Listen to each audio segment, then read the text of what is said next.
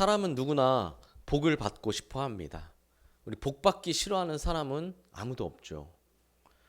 누군가는 우리나라만 전 세계에서 막 우리나라만 굉장히 유독히 복에 집착한다 뭐라고 이렇게 이야기도 하는데요. 사실 꼭 그렇지만은 않아요. 인간은 누구나 다 복 받는 것을 좋아합니다. 이는 신앙이 없는 사람도 마찬가지고 신앙이 있는 사람도 마찬가지죠. 그러다 보니 한때 이 교회 안에 기복적인 신앙이 유행했을 때가 있어요. 우리나라는 복 하면은 이렇게 꼭 물질과 연결돼서 많이 생각할 때가 많으니까요. 성도들은 교회를 다니면 복을 많이 받을 것이다 라고 생각을 했고요. 거기에 목회자도 열심히 거들었죠. 그래서 막 교회 잘 다니면 뭐 복을 많이 받을 거야. 뭐 자녀들도 뭐 대기업에 취직을 할 수 있어. 뭐 돈을 많이 벌 수 있어. 부자가 될 거야. 그러니까 교회 헌금도 많이 하고 뭐 하고 하면은 더 될 거야. 막 이렇게 해요. 기복신앙은 분명 잘못된 것이죠. 하지만 그렇다고 해서 우리가 복을 받는 것 자체가 나쁜 것이다 라고 할 수는 없습니다. 이미 말씀드린 것처럼 누구나 복을 받기를 원하기 때문이죠.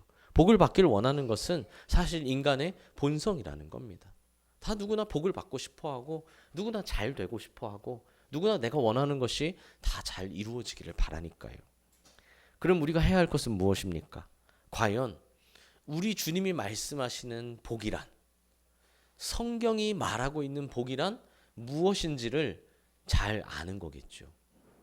우리 주님이 말씀하시는 복, 성경이 말하고 있는 복은 무엇인가요? 이걸 사실 한마디로 딱 표현할 수는 없어요. 한두 단어, 뭐 이렇게 한 문장으로 표현하기는 참 어렵습니다. 그래서 오늘은 우리가 지난주에 읽은 이 누가복음을 중심으로 무엇이 복인지, 우리 예수님이, 우리 성경이 무엇을 복이라고 하고 있는지를 하나씩 살펴볼 겁니다. 우리 지난주에 누가복음을 21장까지인 거예요. 21장까지 다 읽으신 분들은 조금 더 와닿으실 겁니다. 그럼 한번 시작해 보겠습니다. 1장을 보면 사가랴와 엘리사벳이 나오죠. 사가랴와 엘리사벳은 자녀가 없었습니다. 이건 인간에게, 한 부부에게 정말로 굉장히 안타까운 일이고 불행한 일이라 할 수 있습니다. 그러나 그로 인해 하나님께 간절히 기도했고요. 기도에 응답받아 나이가 많음에도 불구하고 세례 요한을 출산했죠. 이를 보며 천사가 말합니다. 세례 요한을 낳은 것을 보고 너도 기뻐하고 즐거워하고 많은 사람도 기뻐할 것이다. 그러니까 세례 요한을 낳음으로 말미암아 그 부부가 기뻐하고 즐거워할 뿐만 아니라 그 부부만이 아니라 모든 사람들이 함께 즐거워하고 기뻐하게 될 것이다. 모두에게 복이 된다라는 거죠. 요셉과 마리아도 마찬가지였습니다. 마리아는 성령님으로 말미암아 잉태했죠. 여기에 마리아는 물론이고 요셉, 아버지의 순종도 있었습니다. 그리고 그로 인해 예수님을 낳았죠. 그리고 나서 마리아는 이렇게 찬양합니다. 만세에 나를 복이 있다 일컬으리로다. 누가 복이 있는 사람입니까? 1장에선 기도하는 사람, 순종하는 사람이 복이 있는 사람이라는 걸 알 수 있습니다. 2장을 보면 예수님의 태어나심을 가장 먼저 목자들이 목격하게 됩니다. 가장 먼저 발견해요. 사실 그들은요, 우리 예전에 영상에서도 봤지만 한밤이 되었음에도 불구하고 쉬지 못하고 계속 일하는 사람들이었습니다. 남들이 다 자는 시간에도 일하는 사람들이었어요. 얼마나 고달프고 힘든 삶이었을까요? 그러나 그로 인해 이 땅에 오신 예수님을 가장 귀한 복음을 제일 처음으로 만났습니다. 목자들에게 천사가 이렇게 말하죠. 온 백성에게 큰 미칠 큰 기쁨의 소식을 너희에게 전하노라. 또한 시므온과 안나라는 사람도 나와요. 2장에는. 이들은 수백 년간 침묵했던 하나님의 약속을 기다리던 사람들이었습니다. 우리 말라기 이후로요, 하나님의 예언이 수백 년간 침묵해요. 아무것도 나타나지 않고 이루어지지 않습니다. 하지만 이 둘은 계속 기다렸어요. 심지어 이 안나라는 사람은요, 84세의 나이에도 불구하고, 당시에 84세면 더 늙은 거죠. 그럼에도 불구하고 수시로 성전에 나와서 계속 기도했습니다. 그렇게 하다가 결국 성전에서 예수님도 만났죠. 누가 복 있는 사람입니까?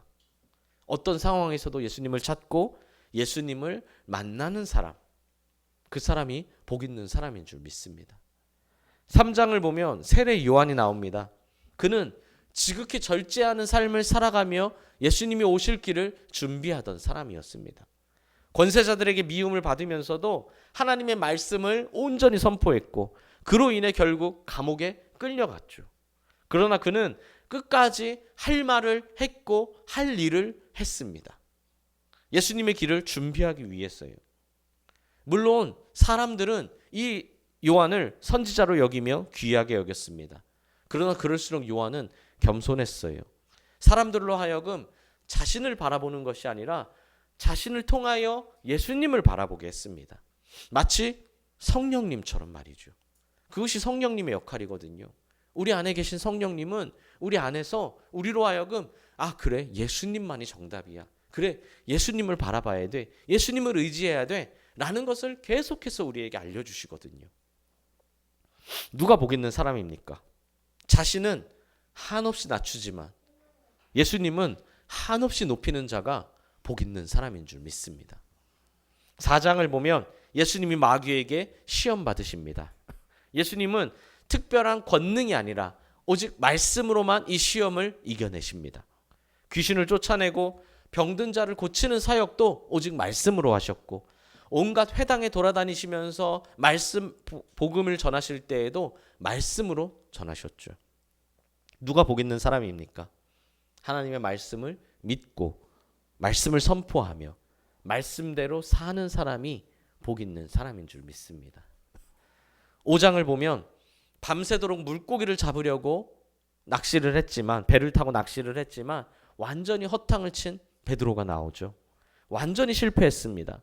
그러나 그 실패로 인하여 예수님을 만났고 말씀에 순종하여 그물을 내렸더니 그물이 터지도록 배가 넘치도록 물고기를 잡았죠. 하지만 그렇게 가득 찬 그 배, 물고기 모든 것을 버리고 즉시 예수님을 따라갔습니다. 누가 복 있는 사람입니까? 즉시 예수님을 따르는 사람, 그 사람이 바로 복 있는 사람인 줄 믿습니다. 나병에 걸린 사람과 중풍병에 걸린 사람도 나와요. 그들은 모두 예수님을 만나 치유받았습니다. 누가 복 있는 사람입니까? 병의 유무와 상관없이 예수님을 찾고 결국 예수님을 만나는 자가 복된 사람인 줄 믿습니다. 6장을 보면 너무 배가 고파서 안식일 날 이동하는 중에 밀 이삭을 잘라 먹은, 비벼서 먹은 예수님의 제자들이 나옵니다. 얼마나 배가 고팠으면 그랬을까요? 그거는 안식일의 율법을 어기는 겁니다. 왜냐하면 그 밀을 이렇게 손을 비벼서 껍질을 까는 것이 일이라고 여기기 때문이죠. 예수님과 함께 다니는데도 그 정도의 어려움이 있었다는 거예요. 우리 생각에는 사실 그들의 생각에도 예수님과 다니면 늘 배부르고 늘 좋은 곳에서 자고 늘 떵떵거리며 살 줄 알았는데 얼마나 배가 고프면 이동 중에 그 밀을 이렇게 뜯어서 이걸 비벼가지고 그 알맹이를 그거 먹는다고 사실 뭐 얼마나 되겠어요. 누가 복 있는 사람입니까? 그럼에도 불구하고 예수님과 동행하는 사람이 복 있는 사람인 줄 믿습니다. 특히 6장에는 팔복도 나옵니다. 거기에 누가 복 있는 사람이라고 말하죠? 심령이 가난한 자는 복이 있고 애통한 자는 복이 있고 온유한 자는 복이 있고 의에 줄이는 자는 복이 있고 긍휼히 여기는 자는 복이 있고 마음이 청결한 자는 화평하게 하는 자가 복이 있는 줄 믿습니다. 의를 위해 박해를 받는 자가 복이 있다라고 말하죠. 예수님이 복 있는 사람이 누구인지를 정확히 다 알려주세요. 근데 우리의 기준과는 조금 다르죠. 우리가 여기는 복, 우리가 생각하는 복과는 조금 다릅니다. 그리고 뒤에 이어서 황금률을 포함한 내가 섬김 받고 싶은 대로 다른 사람을 섬겨주고 내가 인정받고 싶은 대로 다른 사람을 먼저 인정해줘요. 이런 황금률을 포함한 원수를 사랑하라고 하시면서 우리에게 또한 가르침을 계속 주시죠. 원수를 사랑하라. 나를 미워하는 자를 선대해줘라. 나를 저주하는 자를 축복해줘라. 이러한 이 말씀 가르침들이 계속 나와요. 솔직히 우리에겐 굉장히 조금 어려운 내용들이죠. 실천하기 어려운 내용들이에요. 그러나 예수님은 누가 복 있는 사람이라고 하십니까? 결국 내 뜻이 아니라 예수님의 뜻대로 지키며 살아가는 사람이 복 있는 사람인 줄 믿습니다. 7장을 보면 예수님 말씀의 권위를 인정함으로 예수님이 이동하지도 않았지만 말씀만으로 말씀만으로 종이 치유받은 백부장이 나오고요. 아들을 잃었지만 예수님을 만남으로 죽었던 아들이 살아난 한 과부도 나옵니다. 또한 자신이 지은 죄로 고통당했지만 예수님을 만남으로 자신의 죄를 용서받고 구원받은 한 여자도 나오죠. 특히 그 여자는 어떻습니까? 자신이 지은 죄를 후회하고 뉘우치며 울면서 자신의 눈물로 예수님 앞에 엎드려 눈물로 예수님의 발을 적시고 자신의 머리카락으로 예수님의 발을 닦을 정도로 간절함이 있었어요. 그리고 자신의 죄에 대한 후회와 뉘우침이 깊었죠. 그러면서 예수님의 발을 향유도 부었습니다. 모두가 그 여자를 비판했습니다. 저런 더러운 여자가 예수님께 나아가다니, 예수님과 접촉하다니, 우리 있는 데에 오다니. 그러나 예수님은 그녀의 믿음을 보셨죠. 누가 복이 있는 사람입니까? 어떻게든 예수님을 만나는 사람. 특히 자신이 죄인임을 알수록 더더욱 예수님을 의지하는 사람이 복 있는 사람인 줄 믿습니다. 8장을 보면 4가지 땅에 떨어진 씨 비유가 나오면서요. 말씀을 듣고 지키어 인내로 결실하는 자가 복되다라고 말씀하십니다.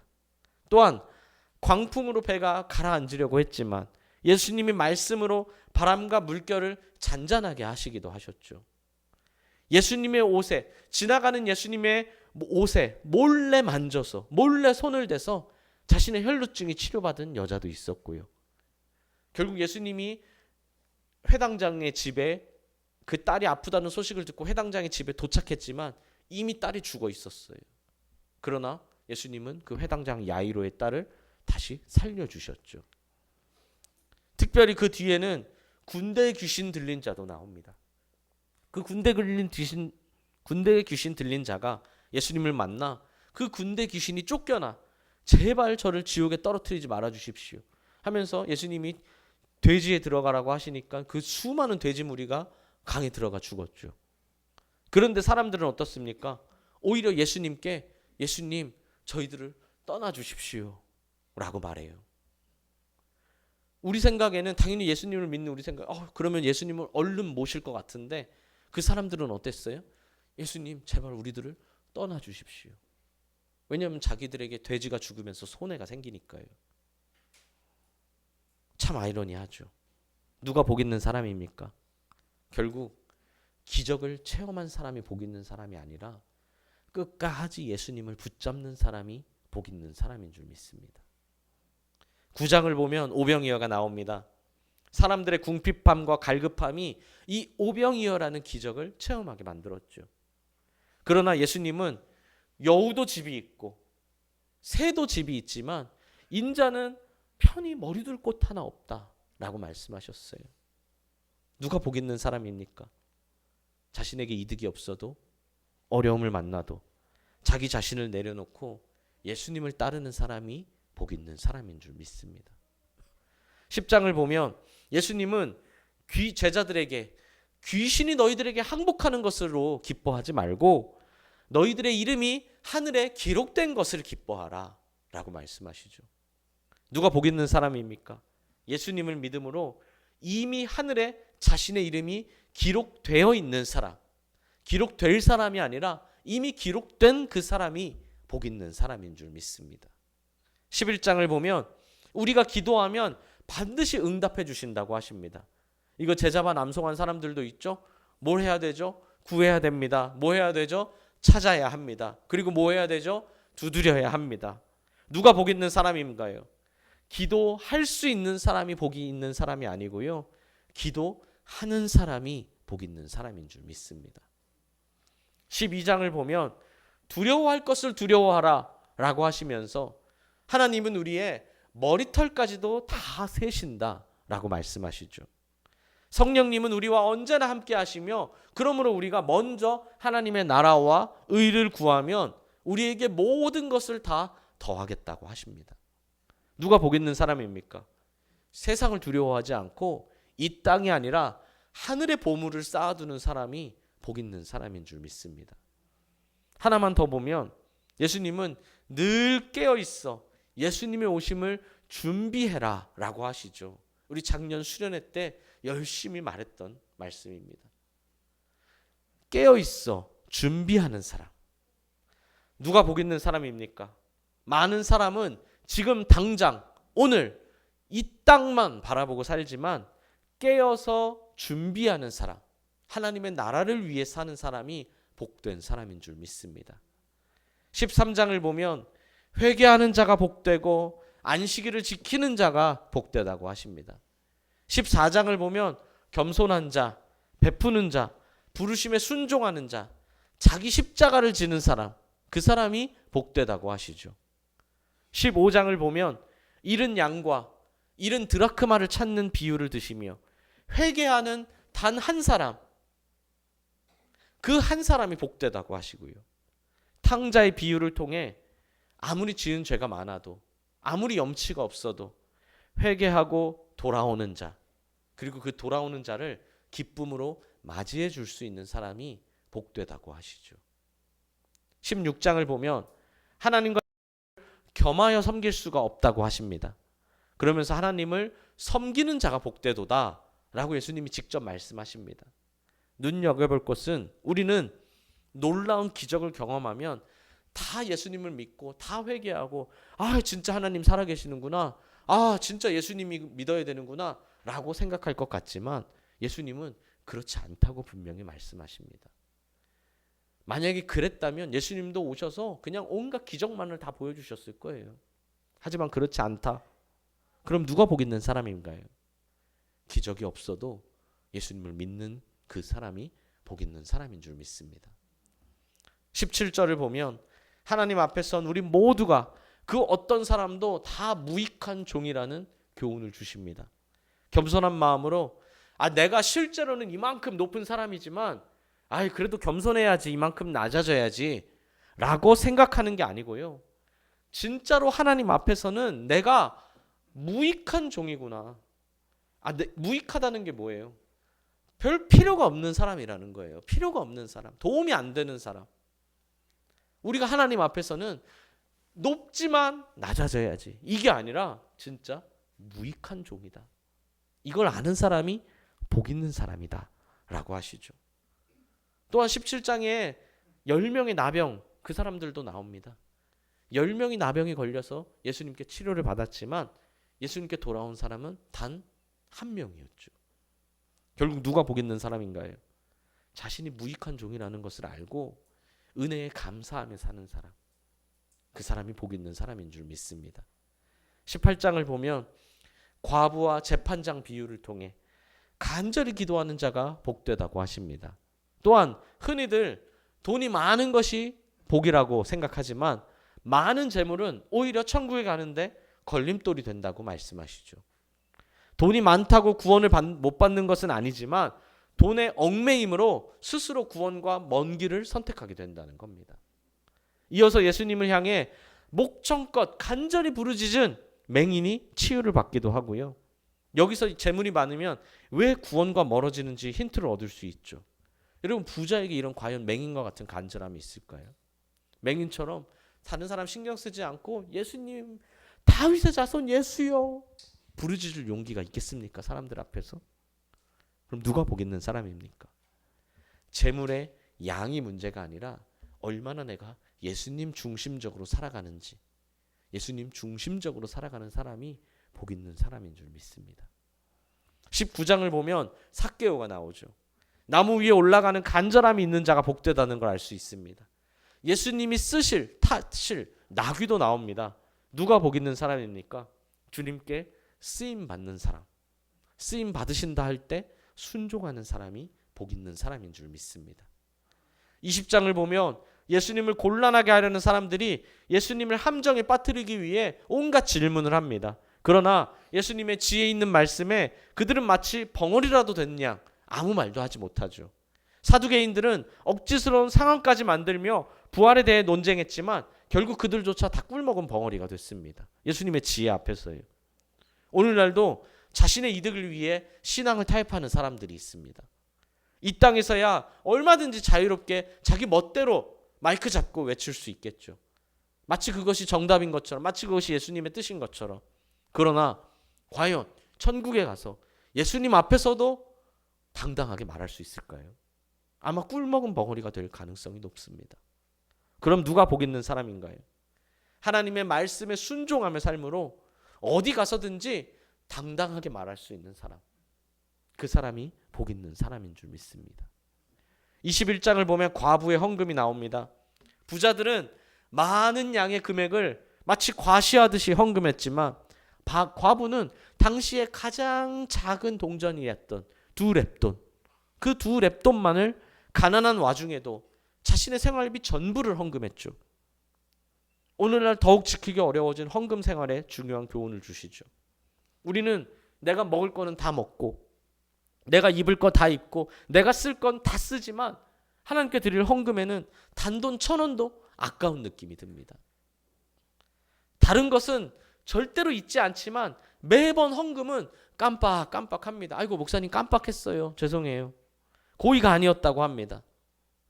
그러나 누가 복 있는 사람입니까? 11조로 자신의 신앙을 증명하는 사람. 주님께 정성이 담긴 이 과부와 같은 헌금을 드리는 사람이 복 있는 사람인 줄 믿습니다. 여기까지가 이번 주 분량입니다. 아마 지난주에 읽으신 분들은 좀 더 와닿았을 거고, 그래도 읽지 않으셨어도 우리 사실 마가복음, 마태복음, 마가복음, 요한복음 이미 다 읽었잖아요. 그래서 아마 예수님의 지금 행적이 어느 정도 이렇게 그려지셔야 됩니다. 저도 누가복음을 읽으면서 하나하나 다 메모하고 다 하면서 읽었어요. 시간 엄청 걸렸습니다. 평소에 읽는 것보다 몇 배로 걸렸어요. 하지만 딱 분량까지만 할 수는 없고 어차피 한 김에 나머지 3장도 다 갑니다. 빨리 보겠습니다. 22장을 보면 예수님의 마지막 만찬 장면이 나오죠. 제자들은 그때가 예수님의 마지막 만찬인 줄을 몰랐어요. 하지만 실제로 그 자리가 마지막 만찬 자리가 되었죠. 그러나 우리는 어떻습니까? 매일을 주님과 동행하며 살고 있습니다. 이것보다 복 있는 사람이 어디 있을까요? 또한 베드로가 예수님을 3번 부인하는 장면도 나옵니다. 베드로의 마음이 얼마나 아팠을까요? 그러나 예수님이 아니라 자신을 부인하며 예수님 중심으로 살아가는 사람이 복 있는 사람인 줄 믿습니다. 23장을 보면 빌라도가 자신의 손을 씻으며 예수님을 십자가에 못 박으라고 합니다. 자신은 상관없다고 하는 거죠. 그러나 그는 사람들의 시선이 두려워서 결국 예수님을 죄가 없다는 걸 알면서도 십자가에 못 박히게 했습니다. 사람들의 시선이 아니라 하나님을 두려워하는 사람, 그 사람이 복된 사람인 줄 믿습니다. 누구처럼요? 23장에 나오는 아리마대 요셉처럼요. 그는 모두가 다 산헤드린 공회원이 다 예수님을 잡아 죽여야 한다고 투표했을 때 그 많은 반대 의사를 표현했습니다. 그리고 예수님이 죽으신 다음에도 우리 최근에 설교한 것처럼 저울질하지 않고 세상에 자신의 믿음을 당당하게 드러냈죠. 예수님의 시체를 달라. 그리고 자신이 장사를 지냈습니다. 누가 복된 사람입니까? 세상 앞에 굴복하지 않고 자신의 믿음을 당당하게 내비치는 사람. 그 사람이 복된 사람인 줄 믿습니다. 마지막 24장을 보면 엠마오로 가는 제자들이 예수님의 말씀을 듣고 깨달아 그들의 마음이, 그들의 영혼이 뜨거워지고 있었다라고 하죠. 또한 부활하신 예수님이 승천하시는 장면도 나옵니다. 누가 복 있는 사람입니까? 말씀으로 자신의 영혼이 뜨거워지는 자, 부활을 증거하는 자, 그리고 다시 오실 예수님을 기다리는 자가 복된 사람인 줄 믿습니다. 결국 핵심은 뭔가요? 여러분 오늘 이게 다 설교예요. 그리고 이제 설교 끝났어요. 핵심은 뭡니까? 가장 첫 번째는요. 예수님을 만나야 돼요. 어떻게든 예수님을 만나야 합니다. 어떻게든 예수님을 만나려는 갈급함이 있어야 돼요. 여러분 그런 갈급함으로 오늘 주일에 오셨습니까? 아니면 그냥 귀찮아. 아침에 일찍 일어나기 귀찮아. 주일에 오늘 또 왜 이렇게 차가 막혀. 오늘은 왜 이렇게 사고가 났어. 귀찮아. 힘들어. 피곤해. 이러면서 오셨습니까? 아니면 꼭 그렇게 부정적이진 아니라도 그냥 습관처럼 아무 기대 없이 아무 생각 없이 오시질 않았습니까? 제일 먼저 우리에게 필요한 핵심은 뭐라고요? 예수님을 만나려는, 찾으려는 간절함이 필요해요.